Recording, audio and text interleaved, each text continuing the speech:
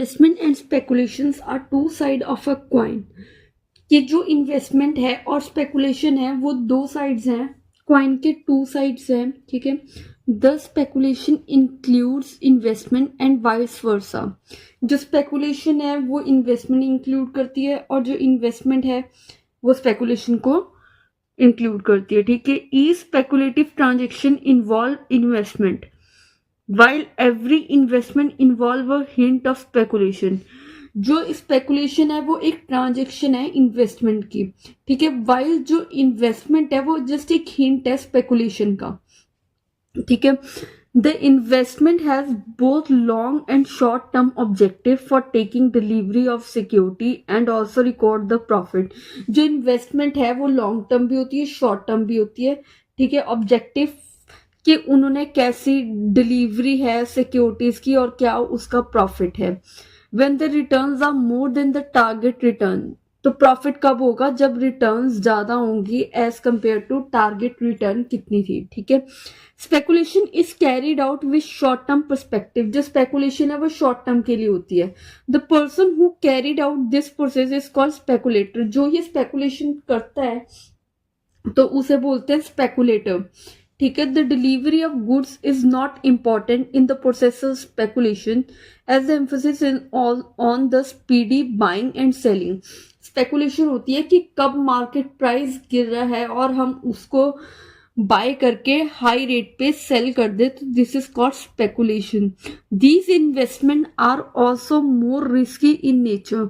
जो इन्वेस्टमेंट होती है ये बहुत ज्यादा रिस्की होती है नेचर में, and subsequently may also provide higher return, जिससे कि अगर ज्यादा रिस्की होगा तो रिटर्न भी हमारा ज्यादा होगा।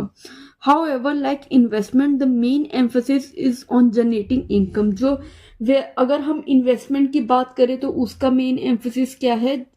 इनकम को जनरेट करना, ठीक है।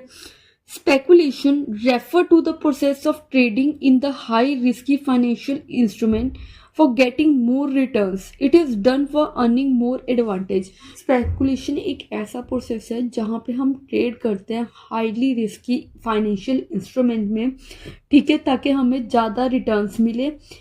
ये हम क्यों करते हैं कि हम एक एडवांटेज लेते हैं ताकि हम ज़्यादा से ज़्यादा अर्न कर पाए, ठीक है। और the person carrying out speculative activity is called speculator. जो पर्सन ये कैरी आउट करता है एक्टिविटीज को उसे बोलते हैं स्पेकुलेटर, ठीक है। A speculator does not buy securities to own but to sell them for earning more profit from changes in the market prices. तो जो स्पेकुलेटर है वो बाय नहीं करता सिक्योरिटीज, ठीक है, बट वो क्या करता है? सेल करता है ताकि उसको ज्यादा से ज्यादा प्रॉफिट मिले, ताकि जो मार्केट प्राइसेस में चेंजेस होती है वो उसका एडवांटेज ले पाए, ठीक है। Speculation is the process involving buying the goods for the purpose of reselling them at the earliest in order to earn profit. The main purpose is to get the benefit from the fluctuation in the prices. तो मैंने जैसे आपको ऊपर कहा, जब भी fluctuation आएगी तो उसका एडवांटेज लेने के लिए उसको जो रीसेल कर देगा, ठीक है, ताकि वो प्रॉफिट कमा सके। अब हम यहाँ पे हमने थोड़ा ब्रीफ में पढ़ा कि इन्वेस्टमेंट और स्पेकुलेशन में क्या उसका मीनिंग है और कैसे वो काम करता है। बट अब हम यहाँ पे डिटेल में पढ़ेंगे कि डिफरेंस बिटवीन इन्वेस्टमेंट और स्पेकुलेशन क्या है, ठीक है। सबसे पहले हम पढ़ेंगे meaning. Investment refer to the investing of the money, whereas speculation refer to the trading done in risky security for earning more returns। तो इससे क्या होता है? जो इन्वेस्टमेंट हम क्यों करते हैं? इन्वेस्टमेंट का मतलब क्या होता है कि जब हम कोई मनी को इन्वेस्ट कर रहे हैं। स्पेकुलेशन का मतलब क्या होता है? जब हम ट्रेड कर रहे हैं हाईली रिस्की सिक्योरिटीज में ताकि हमें ज्यादा उसमें रिटर्न मिल सके, ठीक है। तो ये इसका मीनिंग है। टाइप ऑफ टाइप्स कॉन्ट्रैक्ट, ठीक है। Investor act as a creditor of the investment, whereas जो स्पेकुलेटर है act as an owner of the speculation. क्योंकि वो खुद ही बाय करता है, खुद ही सेल करता है, तो वो एक तरह से ओनर की तरह एक्ट करता है। यहाँ पे वो क्रेडिटर की तरह काम करता है। लेंथ कमिटमेंट, ये लॉन्ग टर्म कमिट करता है, ये शॉर्ट टर्म कमिट करता है क्योंकि इसमें फ्लक्चुएशंस बहुत होती है, अनसर्टेनिटी होती है, तो ये सिर्फ शॉर्ट टर्म कमिटमेंट देता है। सोर्स ऑफ इनकम, तो ये क्या होता है, जब हम सोर्स ऑफ इनकम कैसे होती है, अर्निंग फ्रॉम द एंटरप्राइज। जब भी कोई एंटरप्राइज ग्रो करेगी तो हमें उससे अर्न होता है, ठीक है। तो स्पेकुलेशन में क्या होता है, जब भी कोई फ्लक्चुएशन आएगी मार्केट प्राइस में तो वो हमारी क्या होगी, एक सोर्स ऑफ इनकम होगी, जिससे कि हमें जो इनकम स्पेकुलेशन में होगी वो जो भी प्राइस में फ्लक्चुएशन होगी उसकी वजह से होगी, ठीक है। क्वांटिटी रिस्क, ये लो रिस्क होता है, वेयर स्पेकुलेशन हाई रिस्की होता है क्योंकि इसमें अनसर्टेनिटी होती है, ठीक है। स्टेबिलिटी ऑफ इनकम, ये एक स्टेबल इनकम प्रोवाइड करता है इन फ्यूचर, और ये क्या करता है, ये अनसर्टेन इनकम होती है, और एरेटिक मतलब इरेगुलर वे इन नेचर, ठीक है। ये अनसर्टन होती है, उसमें स्टेबल इनकम नहीं होती। Behaviour of participants, the investor has a cautious and conservative behaviour, whereas जो स्पेकुलेटर है वो डेयरिंग होता है और केयरलेस बिहेवियर होता है उसका, ठीक है। क्योंकि इसमें जो इन्वेस्टमेंट जब भी वो किसी सिक्योरिटीज में करता है तो वो एक कॉशियसली कंजर्वेटिव बिहेवियर से रैशनली सोच के करता है। यहाँ पे वो बहुत डेयरिंग और मतलब कि कोई हाईली रिस्की सिक्योरिटीज में अपना करता है ताकि उसे ज्यादा से ज्यादा एडवांटेज हो, ठीक है। रीजन फॉर परचेज, इसका रीजन फॉर परचेज क्या होगा कि जब उसकी scientific analysis of intrinsic worth की उसकी इंटरनल वर्थ कितनी होगी, ठीक है। It is based on unscientific analysis of intrinsic, तो इसमें कोई भी इंटरनल वर्थ हम नहीं देखते, ये अनसाइंटिफिक होती है, ठीक है। तो this is all about the investment versus speculation.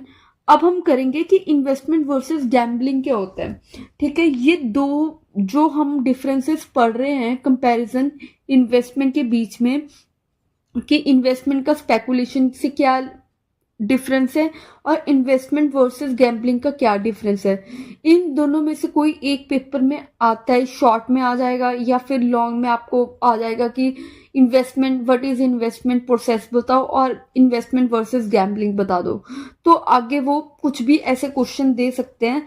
तो ये दोनों जो डिफरेंसेस हैं बहुत ज़्यादा इंपॉर्टेंट है। अब हम यहाँ पे शुरू करते हैं इन्वेस्टमेंट वर्सेस गैम्बलिंग में क्या डिफरेंस है। रिस्क क्रिएशन, इन्वेस्टमेंट क्या है, the investor deal in the already existing risk in the investment, ठीक है। Gambling, the gambler in the gambling create risk, तो इसमें क्या होता है, जो इन्वेस्टर है वो डील करता है, जो भी कोई इन्वेस्टमेंट जो उसने फाइनेंशियल सिक्योरिटीज ली है, कोई भी उसमें रिस्क है, एग्जिस्टिंग रिस्क, वो वही सिर्फ एक रिस्क होता है, ठीक है। यहाँ पे गैम्बलिंग में क्या होता है, जो गैम्बलर होता है वो क्या करता है, वो क्रिएट करता है रिस्क को, वो कि कितना रिस्क लेगा, ठीक है। सेकंड है risk transfer, the risk is transfer to the insurance company in the investment, कोई भी अगर जैसे रिस्क होता है वो ट्रांसफर हो जाता है इंश्योरेंस कंपनी को, ठीक है। यहाँ पे हम जो रिस्क है वो ट्रांसफर नहीं कर सकते, जो कोई भी इसको हैंडल कर रहा है उसको ही ये लेना पड़ेगा रिस्क, ठीक है। वो ट्रांसफर नहीं कर सकता यहाँ पे रिस्क को। थर्ड इज एक्सपेक्टेड रिटर्न कितनी है, in investment there is a chance of a positive expected return, यहाँ पे एक पॉजिटिव एक्सपेक्टेड रिटर्न मिलता है आपको, but in gambling there is a expected negative expected return होती है इसमें, ठीक है। क्यों, क्योंकि यहाँ पे रिस्क इन्वॉल्व बहुत ज्यादा होता है, ठीक है, यहाँ पे थोड़ा कम होता है। Risk measurement, in investment the risk and uncertainty can be measured, यहाँ पे हम रिस्क को और अनसर्टेनिटी को मेजर कर सकते हैं और जिससे कि हमें एक एक्सपेक्टेड रिटर्न आएगी, ठीक है।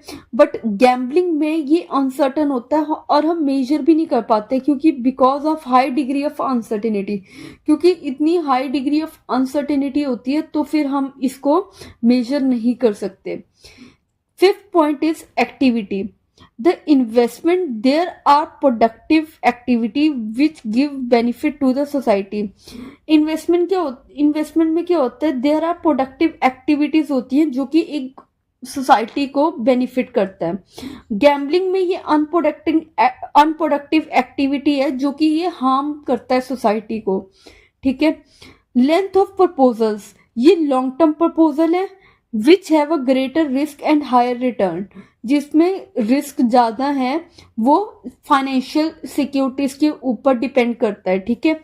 Greater risk and higher return, जिससे कि हायर रिटर्न भी होता है। ये शॉर्ट टर्म प्रपोजल होता है बट इसमें हाई रिस्क होता है और ग्रेटर अनसर्टेनिटी होती है, ठीक है। And expectation of high return, क्योंकि ये रिस्की होता है, ठीक है, और ग्रेटर अनसर्टेनिटी भी होती है, जिससे कि जो हमारी एक्सपेक्टेशन है ऑफ हाई रिटर्न्स, जिससे कि हमें अच्छे रिटर्न मिलते हैं शॉर्ट टर्म में भी। ये लॉन्ग टर्म है, ये शॉर्ट टर्म है। एक्टिविटी जो यहाँ पे होती है वहाँ यहाँ पे प्रोडक्टिव होती है, यहाँ पे अनप्रोडक्टिव एक्टिविटीज होती है। यहाँ पे हम इन्वेस्टमेंट में रिस्क को मेजर कर सकते हैं, गैम्बलिंग में हम रिस्क को मेजर नहीं कर सकते, अनसर्टेनिटी क्योंकि बहुत ज्यादा होती है। थर्ड पॉइंट में एक्सपेक्टेड रिटर्न, इसमें यहाँ पे पॉजिटिव एक्सपेक्टेड रिटर्न होता है, यहाँ पे नेगेटिव एक्सपेक्टेड रिटर्न होता है, ठीक है। सेकेंड इज रिस्क ट्रांसफर, यहाँ पे हम रिस्क को ट्रांसफर कर सकते हैं इंश्योरेंस कंपनी को। गैम्बलिंग में हम कोई भी रिस्क को ट्रांसफर नहीं कर सकते। यहाँ पे जो रिस्क होता है वो ऑलरेडी जो भी इन्वेस्टमेंट में रिस्क है वही होता है रिस्क सिर्फ, but in gambling the gambler risk को क्रिएट करता है। तो this is all about the investment versus gambling. यहाँ तक अगर आपको कोई डाउट होता है तो प्लीज आप मुझे कमेंट बॉक्स में बता देना, ताकि मैं आपका डाउट क्लियर कर सकूं, या फिर आप जो वीडियो है उसको वापस करके भी देख सकते हैं, ताकि आपको थोड़ा समझ आ जाए। शायद रिपीट सुनने से आपको समझ आ जाए, बट अगर इट्स ओके अगर आपको तब भी समझ नहीं आता, आप कमेंट बॉक्स में लिख देना, ताकि मैं उसको फिर से एक न्यू वीडियो इजी सी बना के लेके आऊं। एंड टिल देन, अगर आपको मेरी वीडियो अच्छी लगी please share and please subscribe my channel, ताकि आपको मेरी आने वाली वीडियोस ऐसी इंटरेस्टिंग सी मिलती रहे। एंड आपको प्रीवियस वीडियो भी अगर आप देखना चाहो तो वो भी मैंने सारी डाली हुई हैं, ठीक है, तो आप वहां पे जाके देख सकते हो। मेरी सारी आपको वीडियोस एक जगह मिल जाएंगी। So please take care yourself. Thank you.